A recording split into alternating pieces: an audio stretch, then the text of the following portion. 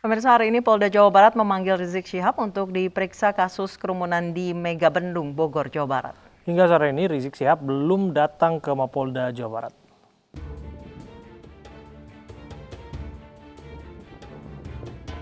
Rizik Syihab hari ini dipanggil penyidik Polda Jawa Barat terkait kerumunan di Megabendung, Bogor, Jawa Barat. Pihak kepolisian menunggu kabar kedatangan Rizik Syihab maupun kuasa hukumnya. Tidak ada penjagaan khusus terkait pemanggilan Rizik Syihab hari ini.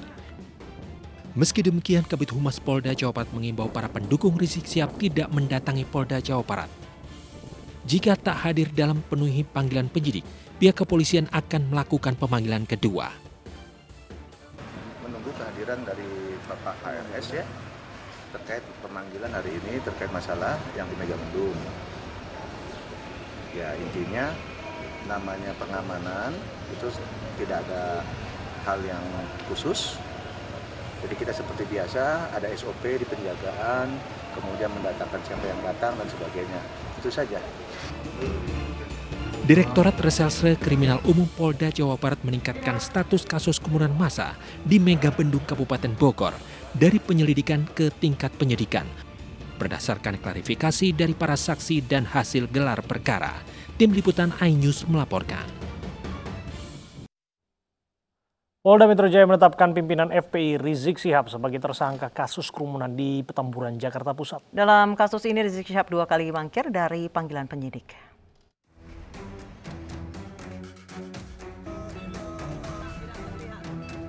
Direktorat Reserse Kriminal Umum Polda Metro Jaya telah gelar perkara dari hasil penyidikan kasus dugaan pelanggaran protokol kesehatan pada acara akad nikah di Petamburan, Jakarta Pusat 14 November lalu.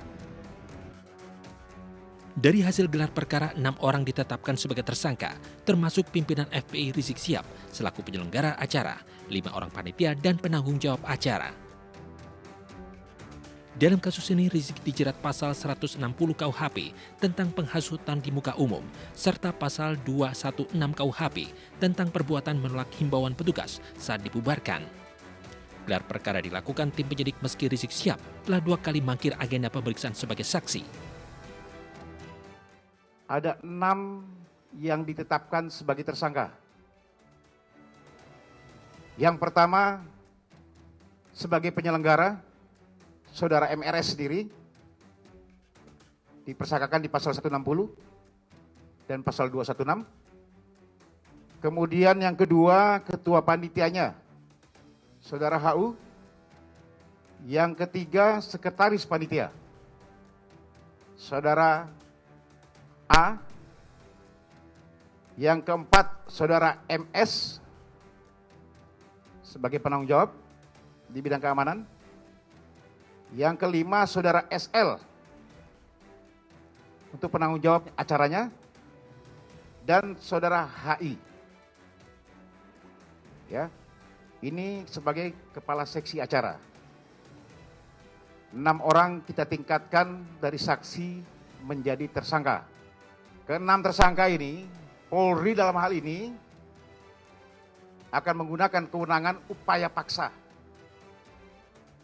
Ya, yang dimiliki oleh Polri sesuai aturan perundang-undangan. Upaya paksa yang kita inikan. Apa upaya paksanya? Kan ada 2. Dengan pemanggilan atau dengan lakukan penangkapan. Dalam kasus ini, pengacara Rizik Syihab Aziz Yanuar menyebutkan kliennya belum memenuhi panggilan polisi karena kondisi kesehatan yang belum pulih. Rizik telah 2 kali dipanggil Polda Metro Jaya untuk menjalani pemeriksaan sebagai saksi dalam kasus kerumunan Petamburan, Jakarta Pusat pada 1 Desember dan 7 Desember 2020. Dari Jakarta, Tim Liputan iNews melaporkan. Front Pembela Islam bersama keluarga Laskar FPI yang tewas di Tol Jakarta Cikampek mendatangi gedung DPR Kamis siang. Kedatangan mereka untuk menuntut keadilan ke Dewan Perwakilan Rakyat. Para keluarga korban yang hadir di gedung DPR RI Jakarta ditemani dengan kuasa hukum FPI Aziz Yanuar diterima oleh Wakil Ketua Komisi 3 dan anggota komisi lainnya. Pihak keluarga Laskar FPI yang menjadi korban penembakan mengaku sangat terpukul dengan insiden yang terjadi pada 7 Desember lalu. Para keluarga korban mengharapkan penegakan hukum dan keadilan dalam kasus tersebut.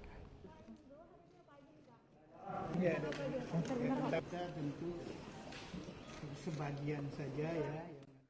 Kasus tewasnya 6 anggota FPI pengawal Rizik Syihab kini ditangani Bareskrim Polri. Penyelidikan sementara Bareskrim menemukan adanya bekas jelaga pada tangan anggota FPI yang tewas dan juga kerusakan pada mobil dinas polisi. Saat ini penyidikannya dilaksanakan oleh Bareskrim Polri dengan pertimbangan bahwa lokus delikti terkait dengan peristiwa tersebut terjadi di wilayah Kerawang, Jawa Barat. Kemudian yang menjadi korban adalah anggota Polda Metro Jaya. Dan yang ketiga, tentunya ini juga untuk menjaga objektivitas, profesionalisme, dan transparansi di dalam penyidikan. Terkait dengan hasil penyidikan sementara, kami peroleh fakta bahwa ditemukan senjata api dan senjata tajam di TKP. Ditemukan penggunaan senjata api dengan didapatnya jelaga di tangan pelaku. Ditemukan